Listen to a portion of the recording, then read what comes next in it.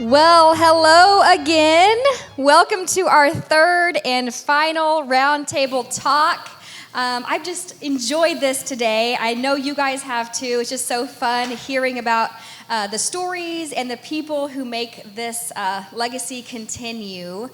Before we get started, though, I don't think I've thanked all day the folks who put this together. So Olivia, Jeff, Ty, let's give them a big round of applause. They've done amazing. So I know a lot of work went into putting together this day, and it's just so great to be a part of it. So my name's Katie Brousseau. I'm just thrilled to be here for our last but certainly not least discussion with our Nuff ladies. So these wonderful ladies have played roles over the years, female characters in the play, and just really been an integral part of this whole property, actually, not just the drama, but Shepherd of the Hills in general. And so we're so excited to celebrate 65 years of the Shepherd of the Hills outdoor drama. Woo-hoo! Yes. Man, just love that show, and it's going to be great once again tonight, so I hope you're able to join us. So I'm going to go ahead and introduce these lovely ladies.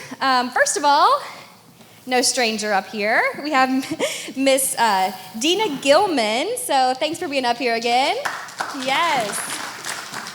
So Dina is a second of 3 generations, and your mom, dad, sister were all in the show, and now your children are in the show, and you have played Aunt Molly, Mrs. Wheeler, Sammy Lane, and you've also been a production assistant. And if you missed this last time, I'll say it again because it's really cool. She's one of only 2 women who have played all of the female characters in the show. So that's really awesome. Yes, you must know all the lines. Yes. Yes. I'm going to talk. And Miss Dara Mundy, thanks for being here with us today. Yes. And so Dara has been around here for a long time, and you really have done a lot, from head usher to playing Mrs. Wheeler. Mm-hmm. You've been here for 33 years now, and helped manage this theater as well. I do. Amazing. So thanks for being here today. Thank you. Thank you. And Candida Arvizu. That's me. I said it right? Yeah. So you met her husband last round. So thanks for being here with us today. Like I said, you're married to Mingo, and you're currently an usher, and you're part of the square dance as well. And your son is in the show currently. That's true. Awesome. Yeah, Sonny, he enjoys his role out here too. I'm sure. Oh yeah, Mrs. Wheeler as well. Oh, of course, yes. Thank you for being here today, Candida. And yes, I think we've clapped for everyone. And Miss Bailey Lynn Zimmerman. Hi. Hello, thanks for being here today. And if you were with us for our last roundtable talks, you met her dad and then her granddad. So certainly a family legacy that you're a part of there. And Bailey currently plays Sammy Lane, and like I mentioned, is a 3rd-generation performer here at the Shepherd of the Hills. And this is going to be your 4th season playing Sammy. Mm-hmm. Awesome. Well, that's wonderful. Well, let's welcome them. Yeah. Well, I'm just so excited to hear from you guys and learn from you. And so, first of all, I'd love to hear personal connections that you feel with the characters that you've portrayed. So, Dina, I know you've played many characters, so you can relate to as many of them as you want, or maybe your favorite, but what connections do you feel to them? I'm not going to talk about my Mrs. Wheeler connections. If you want to talk about that, my husband's in the back of the room. I guess Aunt Molly right now in this period of my life, I think I connect to her the most. I will say that the girls tend to come to me for things like, Dina, do you have hairspray? Dina, do you have any makeup? Dina, do you have any hair ties? I might be talking about Bailey. Ibuprofen, like I'm the drugstore. I'm the Walmart. I'm the Walmart of Shepherd of the Hills. I have all the stuff. So I guess because she was, Aunt Molly was the backbone, and I'm not saying I'm the backbone because I'm not, but Aunt Molly was the backbone of this area. Everyone depended on her, and sometimes people depend on me. So I guess that's would be what I connect with. Mrs. Wheeler, I'm the opposite of her in real life. But when I played Mrs. Wheeler, I loved it because I got to be somebody totally different. And I love that side. I love that side. So I enjoyed playing her for many years. So, yeah. Yes, I think we all get to get out our inner harpy playing Mrs. Wheeler. It's a lot of fun, but a personal connection, I really feel a personal connection to Aunt Molly, just as a character. She reminds me of my grandmother, and who is always a sure enough lady, so. Thanks. So before I came out here, my dad said, "You are not coming out here until you read the book." And I was like, well, that is so much to do in a short amount of time, because I was starting very quickly, just over here at Sammy's Ice Cream before I decided to do the show. And when I was reading the book, you really learn about who Sammy is and the girls that she was written after and emulates in the book. And she is learning, and she is just graceful and very, not prim and proper, that's the wrong word, but she's trying to be to make Dad proud of her. But she has a lot of grit, and she's very strong-willed, and she knows what she wants. And so for me to be like, well, I super just really feel for her, and I feel like I have a big connection to her, I feel like that's saying a lot about me that sometimes I don't feel is true.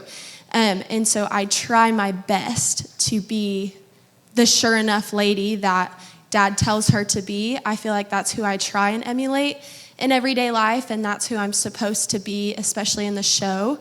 And so, yeah, I would just say that because I play her, I try and emulate all of the things that the book really explains her to be and why she does the things that she does. But I feel like for me to just be like, well, I'm just like her is like so far off, because I have so much to learn.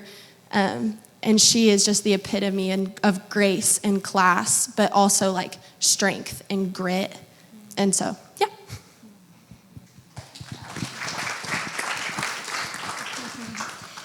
Well, you know, the women in Shepherd of the Hills, Sammy Lane, Aunt Molly, both of those ladies you talked about, you know, as you mentioned, they're strong, complex, and really central to the heart of this story. And, you know, I think Harold Bell Wright knew what he was doing whenever he wrote those strong characters that we can relate to and even aspire to be like.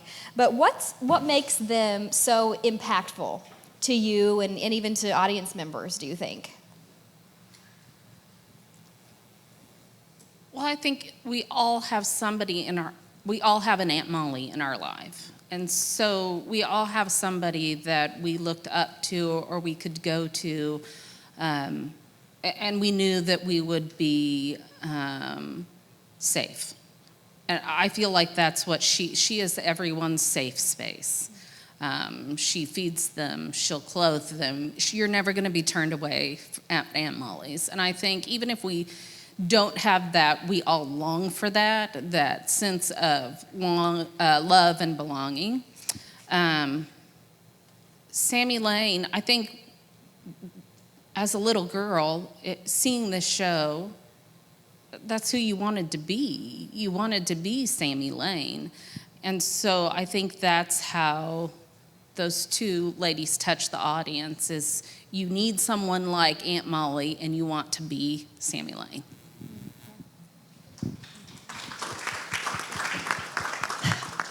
My mom was the baby of 7 kids that grew up right over here in Reed Springs, and several generations of family here. And I had an aunt, Winnie, that was so much like Ada Wheeler. You know, she really was. And yes. And I think I always thought about my Aunt Winnie when I was playing Miss Wheeler. That kind of brought that out in me, you know. And strong women, very strong women. And the ladies in this area, you know, I know my granny ran a restaurant and a hotel over in Reed Springs. My mother was born in the upstairs. And all of them had to work very, very hard and, to survive back then, So I think I've got a part of that in me, I really do. Yeah, I think women in this area for centuries have been carving out this life for themselves, and they're trying to learn how to be graceful and how to be the woman like the Aunt Molly that they admire in their life, or a young person coming up and trying to figure out who she is and how to be strong and independent and still true to herself. And so I think that there's something for everyone in these characters, and we do think about people in our lives that are like them, and we wonder for the next generation, who are the examples going to be coming up? Who will they be looking to? And I think you're so graceful and so beautiful, and portray that so well. Okay, so I obviously am not, and this is not sounding bad, I'm not old enough to obviously be Aunt Molly. And so my thoughts really do come from a younger girl's standpoint, but very similarly to what Dina and what Candida were saying. So Sammy, she is all these things, but it's only because, in my opinion, of all the people around her that are pouring themselves into her, whether it's her dad, or it is Aunt Molly, or it's Dad Howitt, or it's young Matt, or it's her best friend Mandy Ford. It's all these people who are just absolutely pouring into you. And kind of what my dad was saying in the last one was that what is so important out here is like those relationships that you build. So his was Dean Fullerton, and I have found myself to have, Brian Caperton and Mike Sr. and Leanne and Dina especially. When I started playing Sammy, I relied on her so much, and I could even just cry thinking about it because she was always in my corner when things were really just sometimes hard. And so I think it's important to show that, and that is what's important about Sammy's character is, yes, she is all these beautiful things, and little girls want to be her, and it's amazing, and she's like Shepherd of the Hills princess, but really, if you look past that, it isn't her. It's all these people that are pouring into her, and she wouldn't be who she is without them, and that's, for me, that is where I feel very connected to her, is I know that I would not be where I am without these ladies and the men and everybody who has taught me everything that I know, because I know I wouldn't be able to do what I do without them. So I guess that's kind of where it connects outside.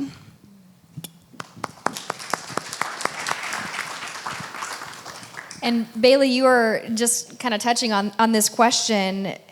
Sure enough, ladies, they're not necessarily just characters in the story. They're people that we come in contact with. So what other sure enough ladies come to your mind? Cast members or coworkers, owners that you've encountered over the years that really embody what it means to be a sure enough lady? So who came to my mind the first time I read that question was Miss Dorothy. That's who Man, if you didn't know how to square dance, she would whip you into shape. She wouldn't even say anything to you. She'd just grab you and whip you into shape. And you'd be square dancing. I think one of the other ones, Linda Caulfield. Like, I don't want to tell you how many times I was at the end of her Come to Jesus meetings, right? They were scary. And then if I do cry again, I'm sorry, but this will be the time. My sister. And I probably made her cry too. I do what I do because she does what she does. We are a family of thespians, and I wouldn't be doing it if I didn't watch her and my other sister and my mom and my dad do it.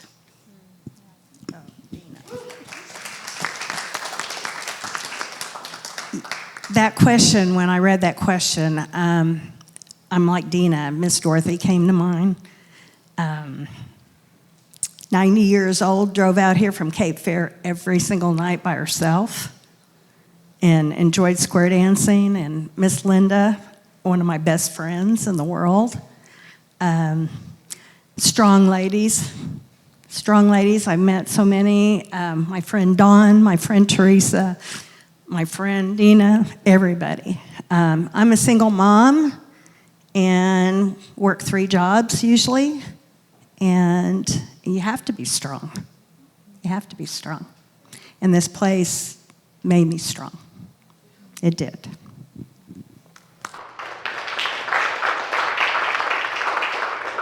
Well, I think about all of the gals in the dressing room right now where we are, because there are people who are struggling through cancer, there are people who are struggling through broken things, and people who are teaching the next generation.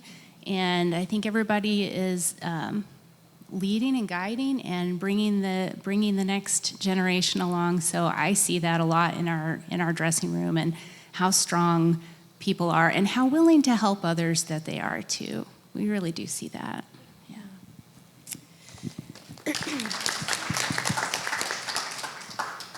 Okay, yes, so I kind of touched on this a second ago, but when I first started, the show especially, I very much so relied on Teresa Crane and Dina Gilman.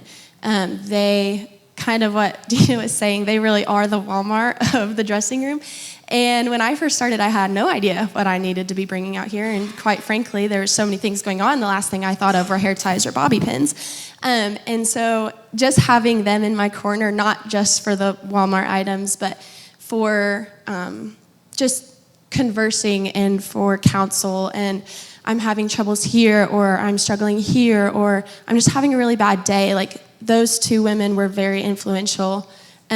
Just in like the mom part of things, they like are the shepherd moms, and so that was just really great. Another couple women that are very important are Leanne and Angie. They have been so gracious and just loving towards me and my sister Addie. Leanne is in my little dressing room every night that she can be to zip me up and put my bow in my hair. And Angie is always there to, kind of like be my side girl. Like, she's my little protector almost. She's just amazing. And just people like that maybe they're not like your moms, but they're like your grandma or your best friend in the show. Like, there's just so many different roles that women have, or even I had a lot of like first jobs before I started over at the ice cream shop, but even Janet and Bridget, like, those women are very influential in the park. And if you don't know who they are, then I don't know how you are here, because they do everything. They are on top of every little thing all the time. And I worked at Sammy's for multiple summers and falls and springs. And even then, like, they are just so influential in your day-to-day lives if you're not on in the drama. And then just relationships with girls my own age, like Winston Crane and Kayan Baker. She's not here anymore, but she was one of my best friends out here. And Emily Flatness Combs. Every woman out here truly has your interest at heart. And it's insane how it becomes your family, and people become your grandmas and your moms and your aunts and your friends and your sisters, and yeah.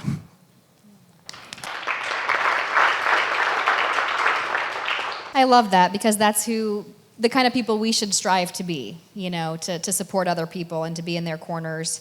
And, you guys have played a variety of roles. Some of you ushers, square dancers. So whether it's a role or in the show or another role, how do you feel like you've made that job or that role your own? I will say, maybe I'll Mrs. Wheeler.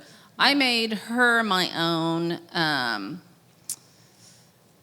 I think that she is, or strives to be, fancy. She wants to be the fancy lady, and she's not. She's the lady with the dirt floor, but she doesn't want anybody to know that.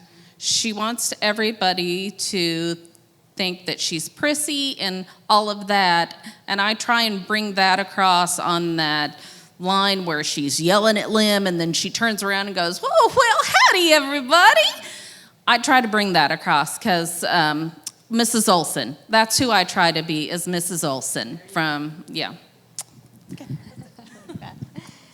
Oh, that's a tough one. Like I said, I'm not in real life like Mrs. Wheeler, but the minute I hit that set, I'm a whole different person. And like I said, I've got my Aunt Winnie in my head, and Linda Donovan in my head, and my friend Dawn. They did amazing at that character, and I just wanted to follow their lead. Really did, yeah. Awesome. And I love playing her. She's a fun one. So most sure enough ladies strive to tamp down their inner Mrs. Wheeler. And what's fun is just to let her fly in that moment. And I think we all do it differently. And it's fun to see how it comes out. Yeah.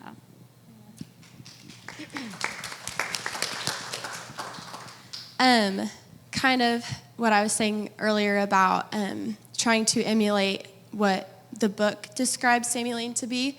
I think, and if you were here to hear my dad, then you heard him talk about like he's a purist to the book. And I think with Sammy, I am very similar with that. Something I'm very thankful for is that my dad very much so said you are not working out here until you read that book. Because it is so important to know who those characters are according to Harold Bell Wright. And so when you read the book and you learn all of the things that Sammy is supposed to be, and then you go and read the script, there's one part in particular where it's just so obvious that she is trying to be that sure enough lady. She wants to be that grace and that class, but the grit as well. And she says, well, I think a sure enough lady is 1, 2, and 3. And so I think that I don't try to make Sammy my own, but I do try to emulate Sammy's character in the book as much as I possibly can, because that is who she's intended to be. She's intended to be beautiful and graceful, but know how to talk to others, and she knows how to be strong, and she knows how to think with her brain really thoroughly. And so I try and emulate that as much as possible. And kind of almost on like a silly point, sometimes when I first started, I was like, how do I act like this girl who's all these things? And my husband will make fun of me. The only thing that really pops into my mind was Barbie and the 12 Dancing Princesses, okay? Barbie was the oldest sister, and she had to be very grit and tough and strong, but she was supposed to be this princess with grace and class. And I remember I was like, if I were to like base my actions and like my stance on anybody, it would be Barbie from the 12 Dancing Princesses. So if you've never seen the movie, it is amazing, and it should be on your top 5.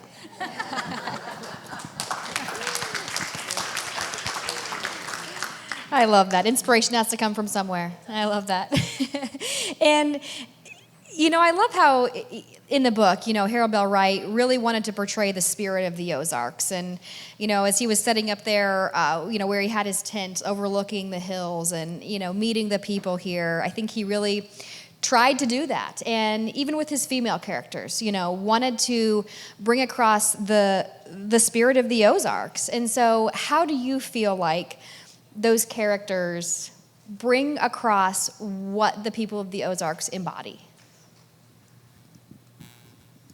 So it was very hard living at the turn of the century. They really, droughts were a thing. This area, I wasn't around back then.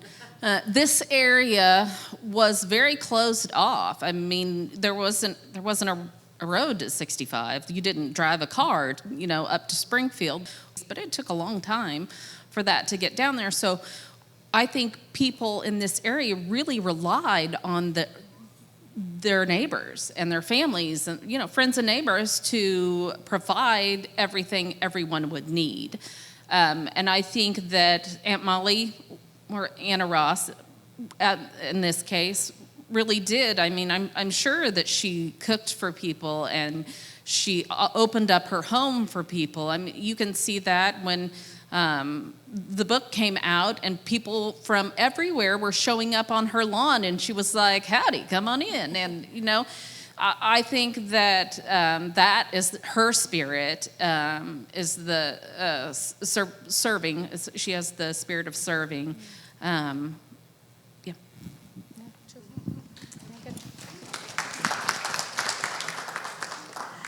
Well, my grandmother, all my family, I grew up with what it was like back in those days. My grandmother was a lot like Aunt Molly, I believe. And I grew up with all that, being neighbors and being kind to each other and helping each other out.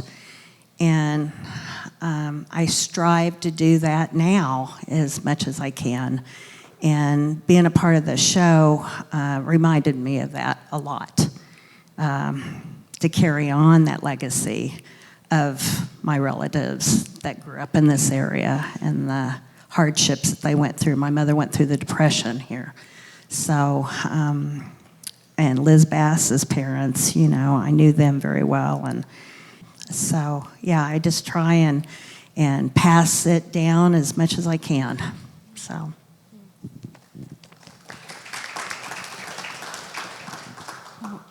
People in this area are very hardworking, they're very strong, they're very resilient, and so they try to do things on their own as much as they can, and we let them. But I like when neighbors see that other people need someone to lend a hand, that they will, and I see that in the show. I see that in the people doing the show, but I see that in the characters as well. As they're letting everyone do their own hard work, and then when someone needs to be lifted up, they're nearby.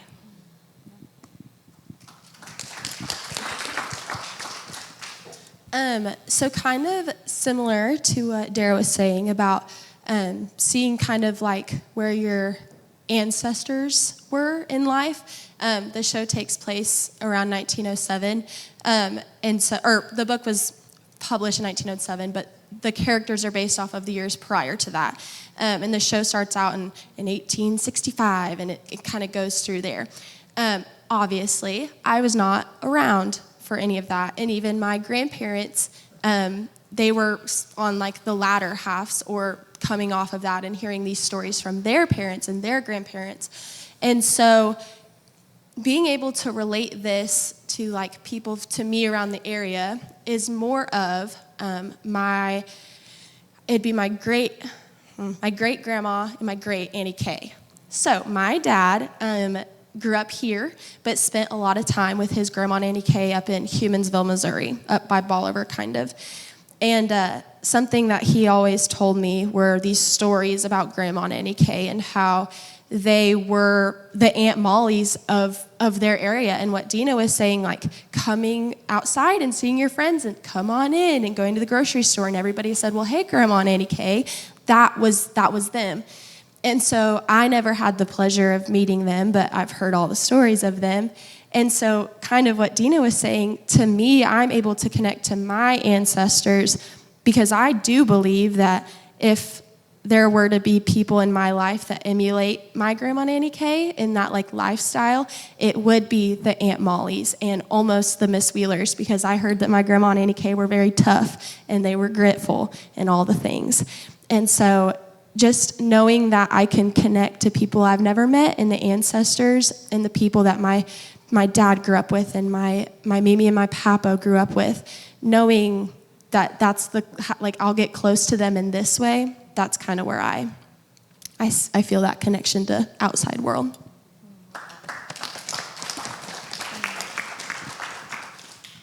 I love that. And so what are some fond memories that stick out to you? Maybe it's certain moments or funny stories or special stories, but what fond memories from your time working with the other ladies stick out in your mind when it comes to working in the drama of Shepherd of the Hills?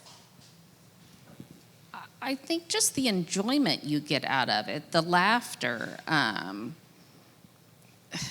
you know, these people really do become your family. My kids call Dara Aunt Dara. They always have. We're not related. But they do call her Aunt Dara. Uncle Mike Caulfield, they've called him Uncle Mike. I think that's it. It's just how it's not just a job. You send them, well, you throw baby showers for them. You show up to graduations. You show up to weddings. You show up to funerals. I mean, you are there for them, and then you get the fun that we have on set too. The missed lines, the silly things that happen like that. Those are core memories. Those are the things you remember forever.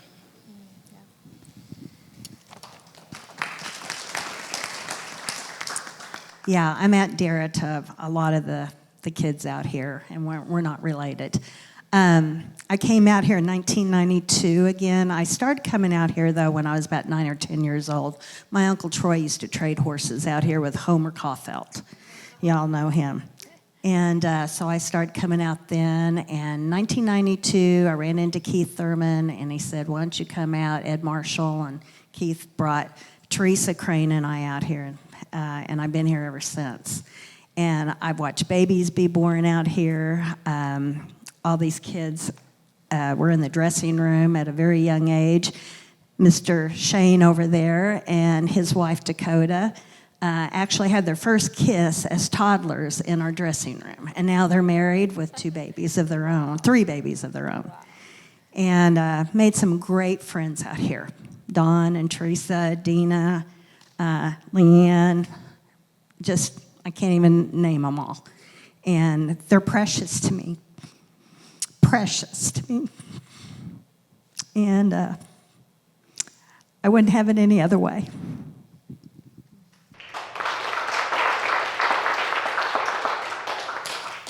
I love having a son out here. Our son, Sonny, plays Little Pete.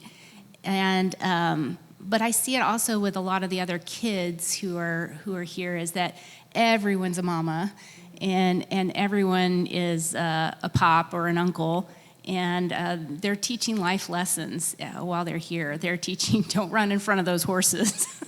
They're teaching, make sure you're respectful to your elders. They're teaching a lot of great life lessons, and so when I think about the girls in the dressing room, I just think about, having all these aunts in the area that we didn't have otherwise, and it means a lot to me.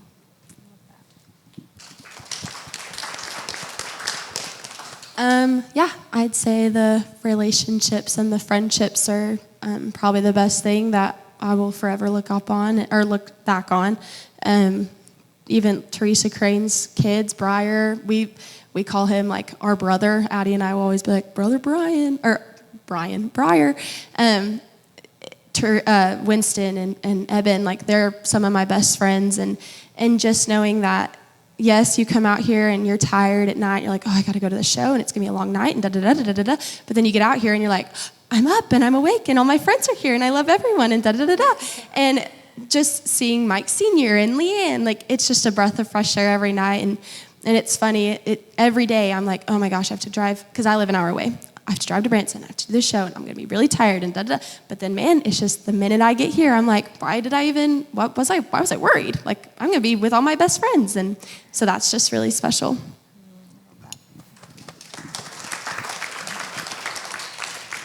Yeah, it truly is a special environment. I mean, even from the outside looking in, just watching the show, I mean, I've said this before today, that you can just feel how much heart you guys put into it, and you guys do that for every audience member.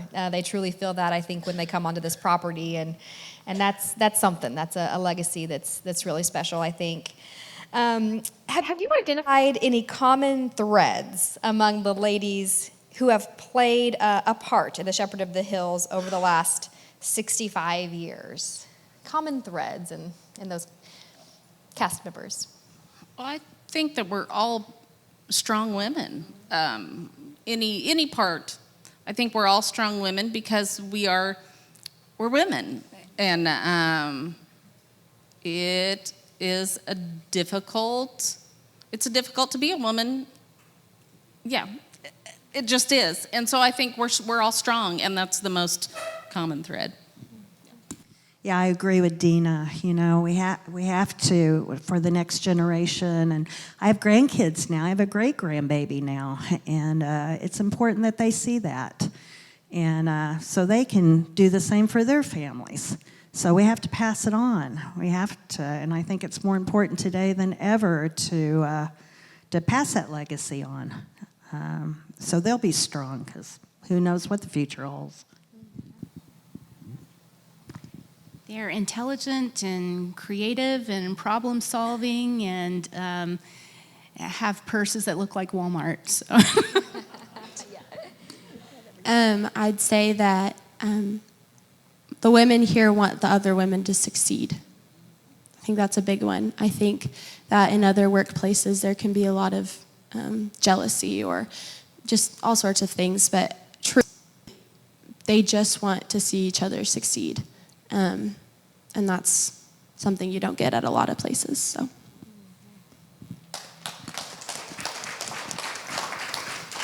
Well, I know this has given me a better idea, an understanding of what a sure enough lady is, but I have one other question. It's not on the list, but it makes me wonder, and if you want to answer it, you can, but it makes me wonder how you would encourage other maybe young ladies to be a sure enough lady. What does that mean? How do they become that? What do they practice in everyday life? What values do they hold to their heart that would make them a sure enough lady that they may aspire to be? Keeping true to yourself, not giving in because that's what you're pressured to do, doing things only because that's what you believe in your heart. I'm pretty sure that's a line from the show.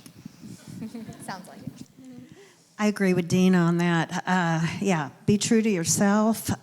Be kind as best you can. Love each other and stay together. Keep together. Because that will make us stronger if we're a team. And we have to be a team here. It's not just one person. It takes a village to raise these kids. And I feel like I've been a part of raising some of these kids and loving them. And so they'll be better parents and better people to be around. And very, very important anymore for the next, generations to come. I'd say before you speak, and always wear pearls. Be kind. Try to be in everybody's corner. Try and make sure that they know that you will help if they need it. Say you're sorry if you think you've hurt somebody's feelings, and just be nice, be kind. Great traits and values to remember, not only for ladies, but all of us as humans, I think. Great stuff. These ladies have been fantastic, haven't they? Man, I've just enjoyed this so much. Man, I have just enjoyed every single one of these roundtables today. Thank you guys so much for being a part of it. Let's give another big round of applause to these ladies. Thank you all.